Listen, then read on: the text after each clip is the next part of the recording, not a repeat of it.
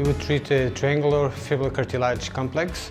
It's like a big name, but what happens is we have a cartilage that is stabilizes all the wrist, and sometimes with the tennis players it happens because they put a lot of stress around that area. Sometimes we have like a small stress of the ligaments because we have small bones in such a small area that we put a lot of stress on those ligaments, and sometimes just get inflamed because of using it and because of the stress of the ball hitting the wrist. That is not a common thing that we usually do. So what I will do is to do a kinesio to stabilize the wrist, because a lot of the players during the season sustain wrist injuries. It works really well with the Nitto tape.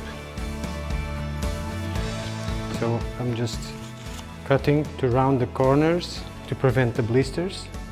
This is an important way to apply it, is to round the edges. So let's do it. I'll go to ask to open your hand. We stretch it. And we go from here, relax the wrist, put a little bit of attention, and then we just put it like this until the end. And we rub it just to stick better. And that's it.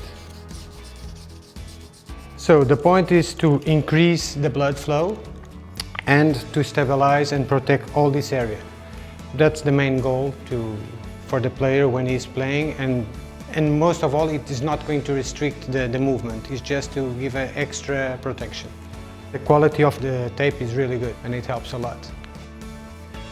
So for the amateurs to deal with the wrist injuries, I think the major thing is to strengthen the wrist and all the muscles around the wrist, and to decrease the stress around the ligaments, because we are not supposed to give so much stress to this area, so it's important for them to do extra work around the wrist. That's important. And to stabilize, if possible, with Nitto tape, that would be really effective.